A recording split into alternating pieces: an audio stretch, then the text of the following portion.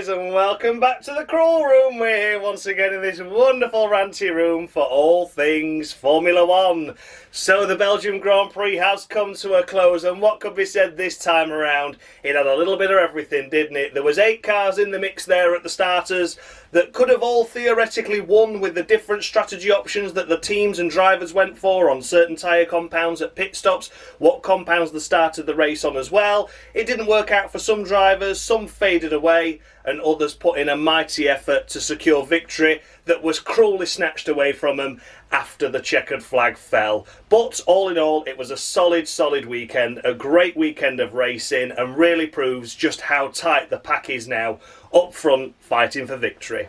So if you've never seen this series before, I award the drivers out of a maximum of 10 points based on their overall race weekend's performance, and I go all the way down to 0 if they have a particularly bad one. Take a look out for bonus points. They're sometimes enough for some drivers to do something extra special during a race, and on the rare occasion I do award minus points to those drivers to do something extra special, but for all the wrong reasons. Let's take a look at the current Crawl Room standings then going into this episode and before the summer break falls upon us. It's on the screen now for you to take a look at. Have a look and see where your favourite driver is currently, and have a think about how they got on this weekend, because could you see them going up or could you see them going down? There's a lot to play for, Some drivers up top didn't really do so well this weekend, and some drivers a little bit further down the order did impeccably well. So I'm sure this grid will shuffle in abundance.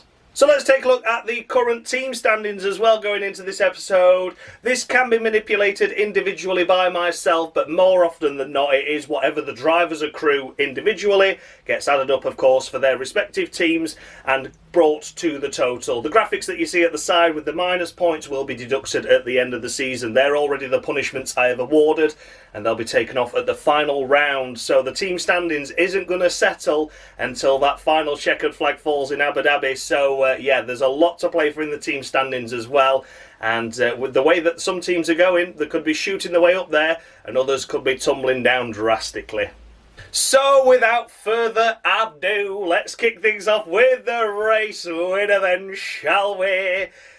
Lewis Hamilton. Oh, there we go. Unfortunately, the actual race winner is no longer here, I'm afraid. He is down at the back. We'll be talking about him last of all. But Lewis Hamilton, what a great drive this weekend once again. Did a solid job in qualifying. Got himself right into the mix early on in the early stages of the race. Did some good overtakes to get himself into the lead. He wasn't hanging around, was he? And he kept the gap over Charles Leclerc at like 2.5, 3 seconds, got himself out of that DRS window and was driving superbly. Despite the Ferrari and other teams trying to do the undercut on Hamilton, it wasn't working out. He just had great in-laps and great out-laps and was just able to control and manage his race pace as a whole. Then we came to the questionable area of, well, George is only going for a one-stop. Okay, that's brave, 30-odd laps on some tyres that are clearly going to be past their sell-by date when it comes to the end. And Hamilton just kept raking George in, 7 to 8 tenths a lap. He was going to get there, And then with about 5 laps to go, he was on the back of him and within DRS. And apart from one little look at the end of the Kemmel straight with about 3 laps to go, unfortunately, George's tyres held up incredibly well and Hamilton could not find a way around him. And this was the only little bit of a meh point for me with Hamilton's race, because his tyres were 20 laps younger, there or thereabouts, than George. And I would have thought that Hamilton would have been able to get around George. The drivers were free to race, which I totally respect from Mercedes. That was a fair game, that. I do appreciate it, especially when Oscar was chomping at the bit towards the end there to catch them up. They did say no, drivers free to race, and Hamilton just couldn't find a way around George, which was bizarre.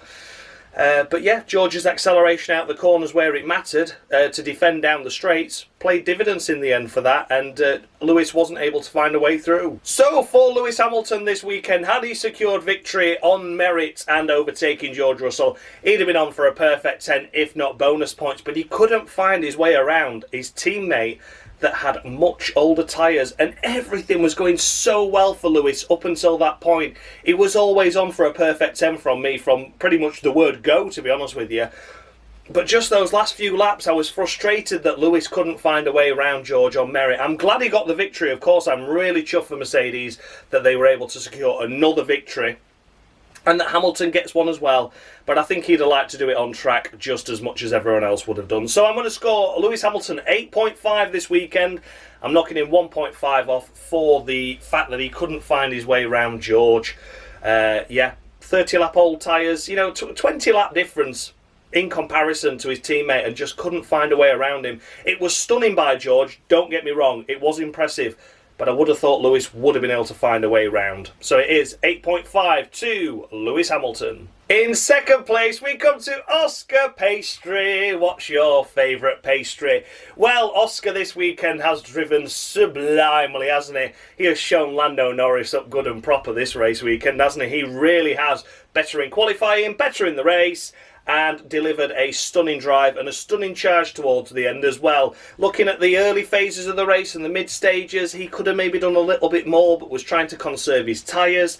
Then when we came to the end of the race, had he got past Leclerc a lap earlier when he went for the move down the end of the Kemmel Straight and it didn't quite work off, I think had he got that move done then and not had to wait a whole nother lap, I think he'd have had a go at Hamilton. He was just close, he was within DRS but wasn't close enough. So that could have meant the difference between victory today, but without taking that away from him, he drove really, really well. This victory that's happened in Hungary, despite whatever you think about it, has clearly spurred him on, hasn't it? And he's gained confidence. He was able to manage the tyres well, he was able to drive in traffic well, he got some great lap times in clear air when the pit stops fell, and he was a net leader overall for a couple of laps.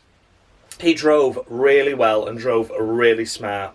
So for Oscar Pastry, it is no less than a perfect 10 from me. He is getting a perfect 10. That was a great drive, great effort. You know, McLaren did well there with the strategy as well. I know some people like to criticise McLaren strategies just for the sake of it, but they got him with an advantage there where he didn't lose any places and had a tyre offset to the cars ahead, albeit only by a couple of laps over Hamilton, but they were crucial, and it was crucial that Oscar got those fastest laps in and kept charging to keep the pace up, so they were able to have that slight advantage towards the end. Just could have done with overtaking Leclerc on his first attempt rather than the second. That could have played the race out a lot differently, but fair play to Oscar. It's a perfect 10 from him. What a solid weekend he's had. Securing an unlikely podium, we come to La la, oh sacre bleu, sha-la-la. It's nice to see some things go his way after such a dismal run in that triple header, wasn't it, a couple of weeks back. He was not really doing very well at all, unfortunately, there. But, you know, this time around for Charles, he did what he could with the car he was given. The Ferrari initially looked to be lightning fast, didn't it? Of course, he inherited pole position in the end. With the result of Verstappen's 10-place grid penalty, he got pole on merit in that respect, and fair play to him for that. The race itself started well, but it didn't have a match for Lewis Hamilton in the early phases of the race, so was overtaken. And then towards the end, he was struggling and squabbling, wasn't he? But he put up a mammoth defence against the likes of Max Verstappen, Sergio Perez at times, Lando Norris. It's Carlos Sainz, his own teammate, as well at once. They were all sort of in that gaggle, and he was able to seed off the best of the rest, was able to fend them all off. And here he is picking up a P3 after crossing the line in P4. He deserves it. He really does. It's nice to see some luck go Charles Leclerc's way, even if it's the expense of a driver that did really well. Leclerc this weekend from me is getting 9 points. 9 points on the cruel room to him. Did a really, really good job. Probably harsh there. Should have given him a perfect 10 really, but I know people hate it when I score 10s to everyone because, you know, it's meant to be the cruel room for a reason. But yeah, Charles this weekend, I don't think there was anything more he could have done, to be fair. He drove really well. Got a lucky podium in the end there, but still had to fight off some great cars, some great drivers, and did a stunning job doing so. 9 to La la. Securing fourth place, we come to Max Verstappen in the Red Bull. A somewhat subdued Max, I would say, this weekend. They've clearly had words behind the scenes. He didn't seem as comfortable in himself. I know that's going to sound strange, isn't it? But I was just criticising him last time out for being a knob. This time around, he seems to have gone the other way and was far too subdued. It was a really strange way. Just his whole attitude and whole approach was very dull, very mundane. And that's not like Max, so I'm not sure what was said, but I don't think it's played into his hands this time around. Scored a brilliant pole position, of course, had to take a 10-place grid penalty due to engine components being changed. Fair enough. Down to 11th he goes. Got himself into P8 at the early laps, really. First couple of laps he got past the slower vehicles and got himself into the 8th place, and then we realised how much the pack had closed up on Red Bull because Max was not able to find a way around any of them in that scenario. He was P8 and stayed P8. It was only then due to pit stop strategies that it elevated him up to around the 6th place area, something like that. Carlos then was on like a totally different strategy to everyone else, starting on the hard tyres, so he tumbled down. That got him to 5th. He tried to battle Charles Leclerc for 4th in the end, couldn't quite do it, couldn't make his way around. He was fighting for a long time as well. And then as it is, here he is inheriting 4th place due to the disqualification of George Russell. So it's just one of those weird weekends because the team radios as well is like, oh, am I okay to battle now, or should I hold position, or should we go for it? And yeah, go for it. Oh, okay, I'll go for it then. Like, really strange behaviour by Max. I mean, we don't want to see Max lose his character, but he just needs to tone it down on the radio a little bit. But this time he seems to have just lost all his fight. It was very strange. So for Max Verstappen, I've probably been a little bit harsh by this, but he was lucky to get anything higher than 7th, I would say, this weekend, to be honest. It was only that strategy played its part in the overtakes. You know, Max's pace has to be decent for that to work out. Of course it does, but had it not been for strategy this time, and had they just copied everyone else and not done the undercuts and things, he would have been 7th. And here he is finishing a lucky 4th as a result of disqualification and other people's strategies going wrong. He's getting a solid 7th from me. Probably harsh by a point there, but he just didn't seem his usual self. And I know he needs to peg it back a bit, and I know I've said countless times he needs to calm it down, but this time around he just seems to be a little bit vacant, is how I would say. So yeah, solid 7 to Max Verstappen, and that's that. And in 5th place we come to Lando Norris.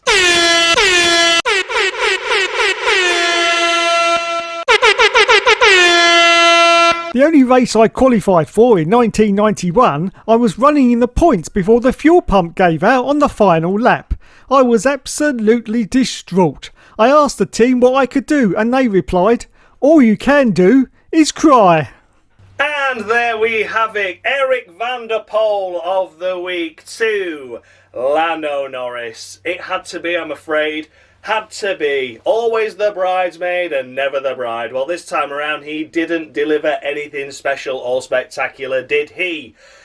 No, he didn't. Made a mistake at turn 1, ran wide, got onto the sausage curves, lost a couple of places there, and tumbled his way down to 7th, and then did nothing in the race. Couldn't overtake Max Verstappen, struggled to get past other cars as well. 5th here as a result of a disqualification and a strategy by Carlos Sainz, and, well, Perez just fading away as well, to be honest with you. But yeah, very, very disappointing with Norris. He should have easily finished ahead of Max Verstappen, considering Verstappen started behind him, and Red Bull certainly didn't have the overall pace this weekend. That just shows how bad Norris was this weekend. The top 5, everyone's going to say, yeah, it was alright, it was alright. No, it wasn't. No, it wasn't alright, no. Oscar was there at the end trying to hunt down the win. And I slightly criticised him for the fact he couldn't get past Leclerc at the first attempt to try and Norris overtook nothing. He just lost all his places, and then that was that. It was like, that's it, I'm done, lads, I'm done. Like, how can you fall behind Max Verstappen? I know strategy plays a part, again, I know it does, I know. And some did better than others, and I get that, but there should have been more fire in his belly from Lando this weekend, and the fact he couldn't get round Verstappen, who in turn couldn't get round Leclerc, he was just stuck in that train, couldn't do anything about it. It was very, very disappointing. So yeah, it is an of the week to Lando Norris, and people are going to think that's harsh, but no. He's had enough chances this time around, and I'm getting a bit sick of him just being a sort of nearly man. You know, he's just a nearly man this season. We've already talked about the amount of times he should have won a Grand Prix this season, excluding Hungary. And then this time around, he's just fair and square beaten by his teammate Oscar all weekend long.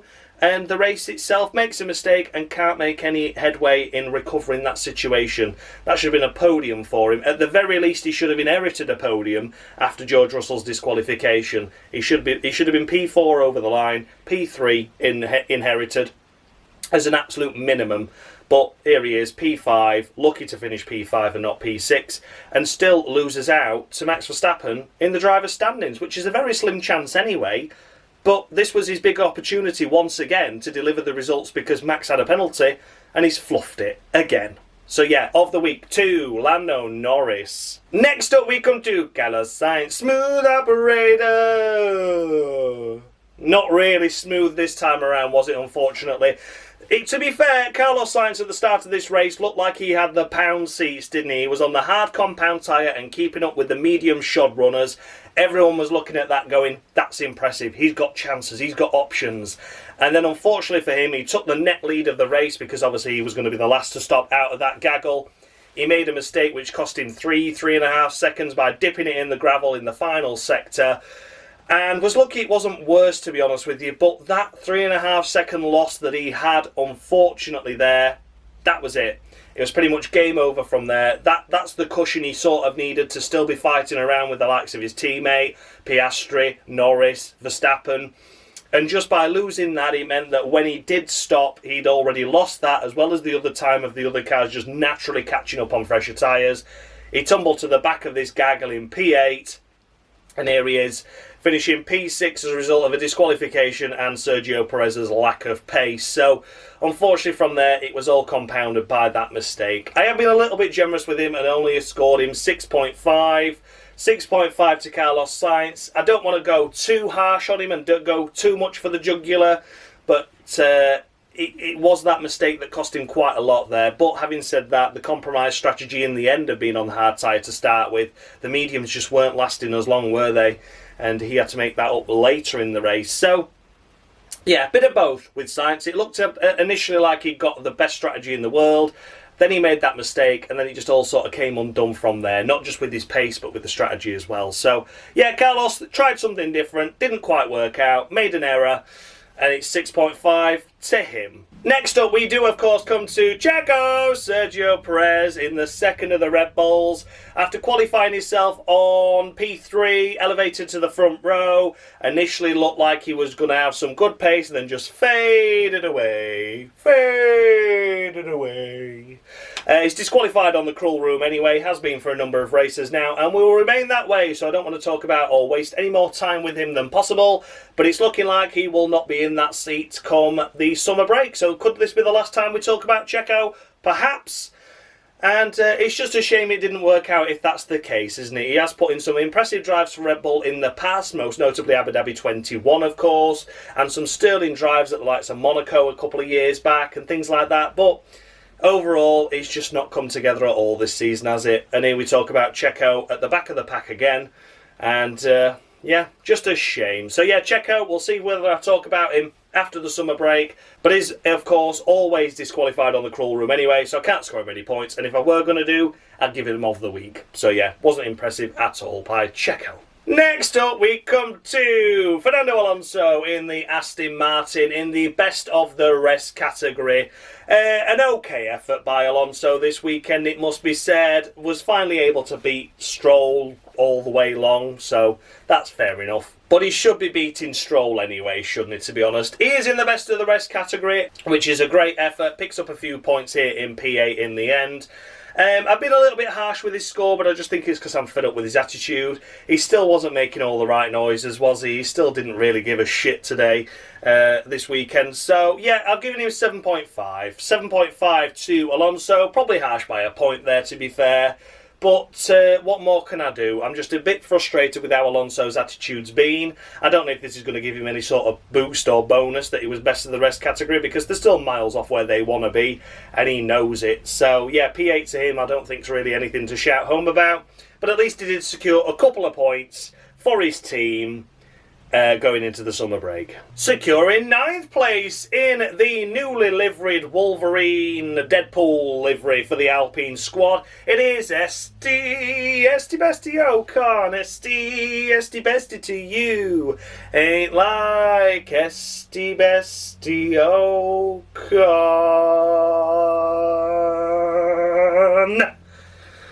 Yeah, Esty Bestie. Good effort. P9, of course, crossing the line P10, so secured a point on merit on his own behalf. So That's really, really, really the best the Alpine could do. They seem to have decent pace in qualifying, to be fair, but just couldn't quite manage to get into Q3. Overall, though, just a good weekend. A good weekend. It looked to have fallen away from them at the early stages of the race, where they did the pit stop and they came out like 13th and 14th, and both cars were sort of on the fringe of the points, but then they got it back with Ocon by early stopping him in that second phase. Managed to leapfrog the likes of Albon's Williams, Stroll's Aston Martin, Ricciardo's RB, Tsunoda's RB. So yeah, did a good job in that respect. So for Esteban Ocon, it's 10 points from me. 10 points to Esteban Ocon. Don't think he could have done anything more than he did this weekend. It was a great effort, great job, great qualifying, great race, and picked up a couple of points. Can't do fairer than that, can you? The new livery clearly playing dividends for him this time around. One-off livery, I think it is. But yeah, it was nice to see anyway, wasn't it? Something different. A perfect 10 to Esteban. The final points-paying position goes the way of Daniel Ricciardo in the first of the Visa Cash App Maxi Tampon. Don't forget, you buy one, get one free with your Minardi, your Toro Rosso, your Alpha Tauri. Yeah, what could be said for Ricciardo's race? Inherited the point in the end, of course, due to Georgia's disqualification. But was okay, was respectable, was fair enough. I don't want to go singing his praises because I think he should have finished ahead of an Alpine. You know, just I don't know what's happening with Danny Rick. I think RB are deliberately trying to make Danny Rick look better than he is over Tsunoda at the moment. To be honest with you, call me a conspiracy theorist, but we know that they don't like Tsunoda. You know, and it's looking like Ricciardo is going to be that one that is going to be replacing Checo at Red Bull if it is to happen during the summer break. There was an interview scene with Lawrence Mecchi, of course the chief of RB, Christian Horner and Daniel Ricciardo, and Daniel Ricciardo left that little meeting with a smile on his face. Now, he's not going to be having a chat there, is he? Unless they're giving him some bonuses or something, which I highly doubt it. Or maybe they were just telling him he'd inherited P10. I don't know, but I don't think I'd be smiling that much if I just picked up a point. So yeah, we'll wait and see, but they've just been desperate to get Daniel Ricciardo in that car for any excuse, for any reason, haven't they? These last few races, it's always been about, oh God, look at Ricciardo now beating Tsunoda in that. Well, they've had an offset of car and Ricciardo's had the better one. Then Tsunoda gets penalties this time around. Ricciardo only inherits a petty point because of a disqualification. It's not really great, is it? It's not great. What have we seen this season from him where he's genuinely beat Tsunoda with an equal car? The sprint in Miami and then the race in Canada. That's been it. So yeah, Daniel Ricciardo gets a solid 7 from me this time around.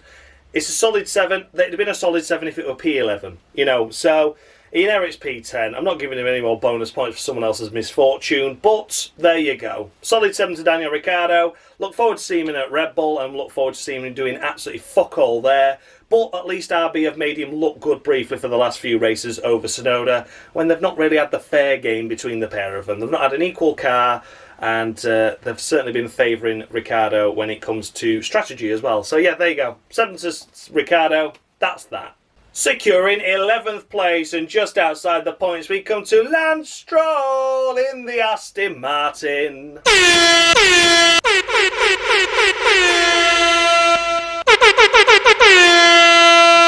3 Grand Prix finishes under my belt from 2 seasons. After that, I headed to the British Touring Car Championship, where somehow I managed to pick an awful team to race for in that too. Oh God. And there we have it, of the week to Lance Stroll. Not scoring any points despite a disqualification ahead, finishing behind Daniel Ricciardo and an Alpine of Esteban Ocon. Crashed in FP2 quite heavily, substantial damage, then decided to have the cheek to moan about the car in qualifying, despite the fact that he shunted it. Bit stupid. Just poor pace overall for Stroll, and he's had such a good run as well, but unfortunately this does put him on 5 of the weeks now, so that is now a final warning. So that means for the second half of this season, after the summer break, if Stroll screws up any more, he'll be getting instantly disqualified now. He's had more than enough chances. This time around, would I say it was harsh? Maybe. But you've just got to think, I'm sorry, Stroll, but you've been beating Alonso in earlier races, to be fair to you. And also, you should still be beating an Alpine and Ricciardo on pace. It's an Aston Martin, for God's sake. It is more often than not the 5th fastest car to be able to pick up those last couple of points paying positions. This time around, he didn't do it. He sustained damage in free practice by just a silly error, aquaplaning. No one else crashed, so, you know. And, yeah, poor qualifying. Race where just didn't impress me, Lance, and you have previously impressed me, and that's been surprising. So, yeah, Lance Stroll, and of the week to him, and a final warning. No more mistakes, no more screw-ups, Lance, or you're out of here for what will be probably every single season consecutively since I ever started this series. Because, yeah, he just doesn't need to be on the grid, does he? But we have seen flashes of brilliance this season by Lance, and we've seen him beat, you know, Alonso on merit a couple of times. So, well, we'll see what happens in the second half of the season. But yeah, Lance Stroll, and of the week to him, and a final warning here on the Cruel Room. Securing 12th place, we come to Alex Albon in the first of the Williams. What a shame to see Alex miss out on the points after he was running round inside the top 10 in the first phases of that race. Difficult strategy call once again by the Williams squad meant that he tumbled down after the second stage of pit stops, didn't react in time to the likes of Ricciardo and Ocon, which ultimately finish ahead of him, which is a shame. It's a shame to say, it's a shame to see, but that's what happened. He couldn't even cross the line P11 and get inherited to P10. He crossed the line in an unlucky for some P13, and here he is finishing P12. There was more pace in that Williams today than that made out. I think that should have been a point. Even if he inherited a point, I think there should have been a point in that, to be honest with you. It's a shame to see him just a little bit further away than I expected. Again, though, you know, the tyre strategy obviously didn't work out. They got undercut, which is, you know, one of those things, unfortunately. But, you know, Albon, it's a 6.5 from me. Did okay, did a solid job. The first phase of that race was really well. But then once the pit stop strategy didn't go his way, he wasn't able to make progress and make up for that on the road. He just got stuck behind the cars that undercut him effectively, which is a shame. But, you know, it's encouraging at least he's up here. And at least he was fighting in the points. Just a shame that they didn't come off. Yeah, just gutting, isn't it, really? What a shame. Just what a tough season Williams are having. But yeah, 6.5 to Albon. And that's that. Finishing in 13th place in the end, unlucky for some, we come to Pierre Gasly in the second of the Alpines. Yeah, Gasly was screwed over a bit by strategy. I think they tried something different with him, but even so, still didn't have the pace over his teammate Esteban. So I think he'd have probably been maybe 11th at the very best, even with the disqualification. I don't think he would have scored points today, unfortunately. He seemed to be just lacking that little bit of extra something that Ocon did have in the car this weekend. So for Pierre Gasly, it's a middle of the road 5 from him. From me, I don't think it's of the week worthy. He certainly did put in a good performance in qualifying. It was solid enough.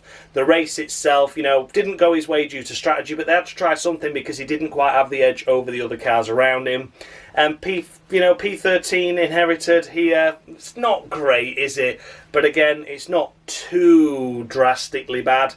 But yeah, it's a middle road 5 from me for Pierre Gasly. Definitely was shown up by his teammate this weekend on the whole, and needs to be looking to find more pace in the second half of this season to try and secure more points for the Alpine squad. But yeah, for now, middle road 5 to Gasly. What could have been weekend, but, you know, he's had less experience in the car, hasn't he, these last couple of races, because he's hardly turned a wheel the last couple of races, so we'll let him off a little bit anyway. 5 to Gasly. Next up, we come to Kevin Magnussen in the first of the Haas's. It wasn't a great weekend by Haas at all, was it, unfortunately? Here's Kevin Magnussen, nowhere near the points, unfortunately, out in Q1. Yeah, not been a great circuit, has it? Unfortunately, the last couple of races just haven't really gone Haas's way. They've gone for this weird early stopping strategy and then a nothing strategy with the other car. Magnussen was on the nothing strategy this weekend and secures a P14 inherited. Yeah, I mean, he was even behind Bottas at one stage, wasn't he? That's how bad that race went. So for Kevin Magnussen, it's a middle road 5 to him as well. I don't think he was all fully to blame this weekend for Kevin Magnussen. I don't think the car had the pace for points anyway. But again, if he could have squeezed a little bit more out of it, there was more pace in the car than a Q1 elimination, that's for sure. and where that could have got him, I think realistically Haas were looking around that 12th, 13th area today. So the fact to see Kevin Magnussen here in 14th, inherited from 15th, it's not been brilliant, has it, unfortunately. They were sort of propping up the back half of the field the majority of this race, sadly. And for Kevin Magnussen, it's another 0-5 to him. And that's that. Behind Kevin Magnussen, we come to Valtteri Bottas in the first of the steak kick me up the arse Saubers. Yeah, just another off weekend again. I mean, we're not surprised, are we really, to be honest? The thing I didn't understand with Bottas was he was running around in that sort of like 9th, 10th area, and then they're like, do you know what, we've about 8 laps to go, let's just pit him. Let's just pit him, shall we? Like, well, George kept going, you could have just kept going. I mean, if it had faded away, you'd have been finishing here anyway, but as it was, you decided to pit him so he didn't score points. I mean, I'm just adamant that at this point, Sauber do not want to score any points at all, because wouldn't you have just looked at the books and gone, right, okay, George is trying to go to the end. We're running here in P10, P9, wasn't it, sort of area. Yet we're losing pace. Yet we might get overtaken, but we may as well just stay out for these last few laps and just see how it goes. And we might only drop 2 places and then we might inherit something after the race, or... No, they just pitted him to get him right out of the action of the points altogether, rather than just hanging on for dear life, and if it faded away, then they didn't lose anything. But yeah, what a weird strategy. Bottas, I've been harsh with him. I've given him 4. I've given him 4 points. I think that makes up for the times I've overscored him. Didn't deserve an of the week, absolutely not. Like I say, he got himself onto the fringes of the top 10 there by a one-stop strategy that they then decided to turn into a 2-stop with 8 laps to go. Very bizarre indeed. I would have just kept him out there, see what happened.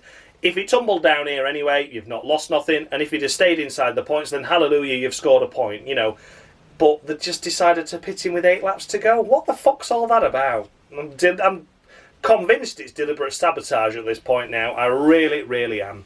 So yeah, Bottas gets 4 points, which is harsh from me, to be fair. I think he did okay with the equipment he was given and did put the team in an option 4 points had they decided not to stop him again. But they did, so there you go. 4 to Bottas. Next up, we come to Yuki Tsunoda in the second of the RBs. Quite some way away from his teammate, but unfortunately for him, he was screwed over by RB this weekend. He had a big grid drop, which meant no matter what he did in qualifying, he was going to be starting at the back anyway. I think he would have liked to have got through into Q2 to try and knock another competitor out, but as it was, I just don't think he really gave it the full beans, did he? He didn't want to go stuffing it into the wall in those tricky conditions when he was going to be starting at the back anyway, so qualified 18th, was going to start last anyway, so started last he did. And then in the race itself, they kept him out way too long on the first stint of tyres, which then sent him all the way back to the back again, and then was never able really to recover the situation from there. So, yeah, Tsunoda, I've mentioned already, they don't like him. They're trying to prove that Ricciardo's better, even though he isn't. Do I think Tsunoda's the next superstar of the future? Absolutely not. I think we already know that. But I think he's been shown up the last few races by an unfair car advantage to Ricciardo with the upgrades he's had that Tsunoda hasn't when the deficit's been there. And then, as soon as you give him equal opportunities and equal vehicles, it's Tsunoda in the points and Ricciardo not. Then when you give Tsunoda a penalty and a bullshit pit stop strategy, of course, Ricciardo's going to beat him, hasn't he? And then he inherits 1 lucky point. So yeah, Tsunoda for me, 4 points anyway. He's not the next superstar. He's not going to be the future champion of the world. But he is a solid driver in the midfield, and deserves a little bit more recognition than he's getting these last few races, because everyone's going, oh, Ricciardo. No, Ricciardo's shit, mate. They're just making him look good. 4 to Tsunoda. Next up, we come to Logan Sargent in the second of the Williams. We don't talk about him, but my oh my oh my. Once again, poor weekend, poor pace, not much doing, not much happening. And he finished ahead of 1 car, though, didn't he, on merit? So that's something, I suppose. But for the most part, yeah, once again, nowhere near his pace of his teammate. Is he going to be saying goodbye to his Formula 1 campaign during this summer break? Potentially trying to get Kimi Antonelli in? Who knows? It's a strange one. It's a bizarre situation at the moment. But yeah, we'll see what happens there. But for now, Logan Sargent disqualified on the crawl room anyway. Has been for a number of races. And of course it remains that way. So no points to Logan Sargent because he's already disqualified. Finishing last of the runners, we come to Nico Hulkenberg.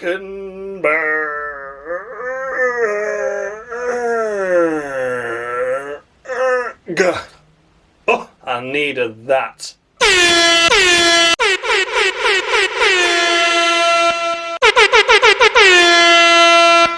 I hold the unofficial record of driving the world's slowest Lamborghini. Imagine driving a Formula 1 car with a Lamborghini engine in it and it wasn't even fast enough to even qualify for qualifying. That's right, I packed my bags to come home before I'd even gone out on track, it was that bad. And there we have it, Eric van der Poel of the week to Nico Hulkenberg. What a shame, what a shame. We've been singing his praises all season long, but unfortunately for him, he's been met with an of the week, his first of the season, at a crucial time going into the summer break. But what could be said for Hulkenberg this weekend, unfortunately for him, it was a shame, just a shame. Out in Q1, a Q1 elimination. Didn't expect that from the Hassers at all. Did the car have the pace for points? Well, judging by the race pace, I would say no. Was put on a compromise strategy where he did this ridiculously early stop, just like we saw in Hungary. But the telltale sign for me is he finished 3.5 seconds behind Logan Sargent. Now, I don't care what strategy you've been put on. I don't care how long you've been on those tyres. George Russell proved you could do long runs on the tyres. Yeah, Hulkenberg just tumbled away and ended up last of the runners. Last of the runners. That is very disappointing for Hulkenberg and Haas. We've seen flashes of brilliance from him here before in the past, haven't we? He's almost had a podium a few years back. Well, I'll say a few years back. Probably about 10 years back. But then for the most part, he's just had difficult races, hasn't he, here? Last year, he never got out of qualifying, never set a lap in either qualifying, the sprint or the main one, because Haas got it wrong, and then in the race, he was just at the back. Here, again, poor qualifying, poor race pace. I mean, last of the runners, finishing behind Logan Sargent. It's not great. Not great at all. So it is an of the week, unfortunately, to Nico Hulkenberg, the main points leader, scores nil points and an of the week. Oh dear, oh dear, oh dear. Then we come to the only retirement in the race in Zhou Guanyu in the Sauber. Stick kick me up there, Sauber. What a lovely, lovely race by him. Once again, out in Q1 and then retired early on just to put himself and the team out of all the misery of his lack of pace. Yeah, it's 2 points from me. Maximum he can score is 5, of course. Don't forget that for a retirement in a race. The maximum they can score is 5. Zhou's getting 2. I don't want to give him of the week, although he would have got an of the week had he finished. So once again, the retirement sort of helps him because he just had poor pace again, hasn't he? Not been impressive at all. Needs to count his chickens that he's not already disqualified on the Cruel Room this season. But as it's been, I can only give like 3 each race. I've been giving 3 every race and more besides. I've been in overtime with them because the quality of the grid is so poor this year. Zhou Guanyu has escaped the radar numerous times. He would have already been disqualified now had other drivers done better. But as it is, he still goes into the summer break realistically okay. I think he's still got 1 warning left as well before he will get disqualified. So, yeah, Zhou Guanyu, 2 to him. He's lucky he's got those 2. Thank the Lord that he got a breakdown and got a failure, because otherwise he'd have crossed the line last and he'd been given another of the week. So, yeah, there you go. Zhou Guanyu, get out of here. 2 points to him. And then we come to George of the Russell. Watch out for that underweight car. Oh, George. Oh, no, mate. I am absolutely gutted. Now, let's be clear here. You know, George wasn't the most impressive driver in qualifying this weekend. You know, the Saturday came, he was sort of average. But the race itself came to him and he got himself into the lead and he's like, yeah, we're going for a one-stop, lads, we're doing it. And do it he did. 34 laps, 30 laps on those hard tyres, something like that in the end, wasn't it? And he managed to fend off his teammate of Lewis Hamilton to secure victory. I mean, that is impressive, isn't it? That is impressive. He didn't just withstand Hamilton for that last lap or whatever. He withstood that pressure for 5 laps on knackered tyres, a massive tyre offset. And I think fair play to George for that. He really deserved my respect. Every passing lap that he held him up, I'm like, yeah, he's getting more points on the Cruel Room. He's getting more points on the Cruel Room. It's been an average weekend, but everything comes good on Sunday. And Sunday is what matters. And Sunday, he delivered the goods. Unfortunately, of course, as we already know, a post-race technical inspection found that the car was underweight by 1.5 kilos, which is quite a lot, really, when you think about it. You know, that's a lot of weight to just suddenly go missing. So, unfortunately for George Russell, he had to be disqualified. Rules are rules. It was like last year at Austin, wasn't it? Hamilton and Leclerc lost their P2 and P3, it was, wasn't it? You know, that's just how it goes, unfortunately. And I am gutted for George. I'm gutted for Mercedes. A solid 1-2 finish there that they rightfully deserved. But somewhere the calculations have gone wrong, and George Russell has been disqualified. So yeah, from singing his praises, I mean, it's not his fault, is it? It's not his fault. He drove sublimely well. It's gutted that it's been snatched away from him so cruelly once again. But the rules are the rules, the regulations are the regulations, and if your car's underweight, that is a car advantage, and he has to be disqualified for it. He doesn't have to get disqualified on the cruel room, though. Of course he doesn't. He crossed the line, he won that race, he drove really well, and he's getting 11 from me. 11 points to George Russell for that stunning performance in the race. Driving smart, driving maturely, and drove really, really well. He does get a bonus point from me just for the sympathy, I will admit that. So he gets a perfect 10 for his race weekend overall, because it all came good on Sunday. And since the disqualification, I have awarded him a bonus point out of sympathy, which is not something that happens often on the cruel room, but it happens here for George this time around. So yeah, George Russell, 11 points to you, buddy. You've been up and down this season, but this was your shining moment and your best win in Formula 1, and unfortunately it's been taken away from you. But if you keep driving like that in the second half of the season, there's going to be a lot more 11 points being scored from me, and you will easily win this championship if you carry on like that. But yeah, what an impressive drive, what an impressive Sunday by George, which netted him a great victory, which he richly deserved, just to be cruelly snatched away by a team error. 11 to George. Love you, mate. So there we have it then. Those were the runners and riders of the Belgian Grand Prix. Let me know your thoughts and feedback down below. Did I score any drivers too high? Any too low? The updated standings with the scores I've just awarded are on the screen now for you to take a look at. Have a look and see where your favourite driver is now. Don't forget, of course, Lance Stroll on his final warning, his last chance saloon. Any more mistakes in the second half of the season, after the summer break, he will be out of here and joining the likes of Sergio Perez and Logan Sargent, who may not even be here in the second half of the season. Let's think about that. So you might still be a Lone Ranger in the disqualified pile. We'll wait and see. Let's take a look at the team standings as well for you. They're on the screen now too. I've not amended this or not done anything to it this weekend around. I think the teams sort of did okay this weekend with the strategies. Maybe a couple of little hiccups here and there. Haas were a little bit disappointing, weren't they? But, you know, I can influence this whenever I like. And we don't get the final standings order, of course, until all points are deducted at the end of the season, which is going to be really exciting to see, because you're going to see the screen and you're going to be like, oh, is that right? No, we're going to knock some points off, and it could really flip it on its head. A massive thanks, as always, goes out to Dan Bartlett, formerly of Mushy Gaming, for providing me with the scoreboard that you see on your screen, for the driver icons in the corner of your screen, and for the intro. Without him, this series would be more pointless than it already is.